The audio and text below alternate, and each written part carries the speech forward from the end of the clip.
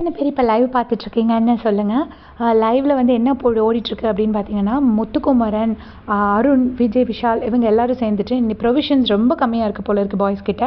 கேட்குறதுக்கே ரொம்ப பாவமாக இருந்துச்சுங்க. அப்படி ஒரு டிஸ்கஷன் பண்ணுறாங்க. அவங்கக்கிட்ட 3 நூடுல்ஸ் பேக்கெட் இருக்குது போல இருக்குது. ஒரே ஒரு வேளைக்கு சாதம் இருக்குது. நேற்றுக்கு வடித்த மிச்ச சாதம், பழைய கஞ்சி சாதம் இருக்குது. ஸோ அந்த பழைய கஞ்சி இன்றைக்கி மார்னிங் பிரேக்ஃபாஸ்ட்டும் லஞ்சுக்கும் காமனாக அந்த பழைய கஞ்சி சாப்பிட போகிறாங்க.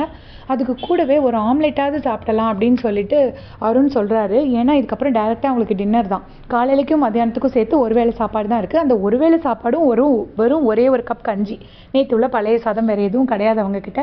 ஸோ அருண் என்ன சொல்கிறாரு அப்படின்னா, சரி நம்ம பேசாமல் அதுக்கு கூட ஒரு ஆம்லெட் போட்டு சாப்பிட்டுக்கலான்னு.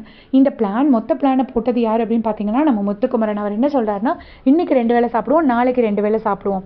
சண்டேக்கு வந்துட்டு நம்ம சாட்டர்டே வந்து அவங்க இருந்து கொடுத்துருவாங்க, சாப்பாடு தந்துடுவாங்க. அந்த சாப்பாடை சண்டே அதை மிச்சம் வச்சு சண்டே சாப்பிட்டுக்கலாம்.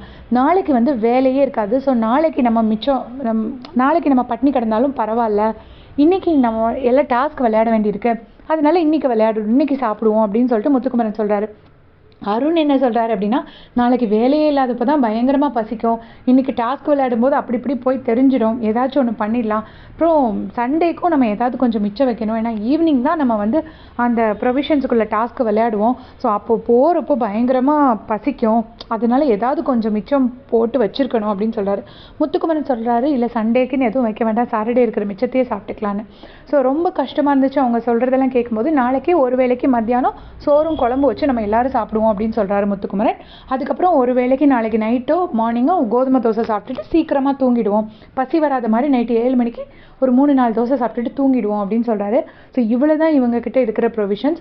ஒரு வேளைக்கு கோதுமை தோசை இருக்குது, ஒரு வேளைக்கு சாப்பாடு இருக்குது, ஒரு வேளை இல்லைன்னா 2 வேளைக்கு, அதாவது காய்கறி சேர்த்து போட்டு நூடுல்ஸை 2 வேளையாக மாற்ற முடியும் அவங்கக்கிட்ட. வெறும் 3 பேக்கெட் நூடுல்ஸ் இருக்குது. ஸோ இவ்வளோ தான் அவங்களோட சாப்பாடு. இதை வந்து சண்டே நைட் வரைக்கும் அவங்க ஓட்டணும். இப்போ நம்ம பார்க்குறது வந்து இன்றைக்கி நம்ம ஃப்ரைடே பார்க்குறோம் இல்லையா, இது வந்து தேர்ஸ்டே மார்னிங் உள்ள நிலவரம் தான் சொல்கிறாங்க. ஸோ தேர்ஸ்டே மார்னிங்லேருந்து சண்டே நைட் வரைக்குமே அவங்கக்கிட்ட இருக்கிற ப்ரொவிஷன்ஸே இவ்வளவு தான். இதை வச்சு சாப்பிடணும்னு அவங்க வந்து பிளான் பண்ணிகிட்ருக்காங்க. கேட்குறதுக்கே ரொம்ப பாவமாக இருந்துச்சு. ஏன்னா நம்ம எவ்வளோ ஃபுட்டு வச்சுட்டு எவ்வளோ வேஸ்ட் பண்ணிகிட்ருக்கோம். ஃபுட்டு இருந்தாலும் கூட இது பத்தாதுன்னு சொல்லிட்டு நம்ம ஹோட்டலில் போய் சாப்பிட்றோம். அப்போ அவங்கெல்லாம் சொல்கிறாங்க, சத்யா எப்படி மேனேஜ் பண்ணுவேன்லாம் கேட்குறாங்க. ஸோ சத்யா பரவாயில்ல, நான் அட்ஜஸ்ட் பண்ணிக்கிறேன் அப்படின்னு சொல்கிறாங்க.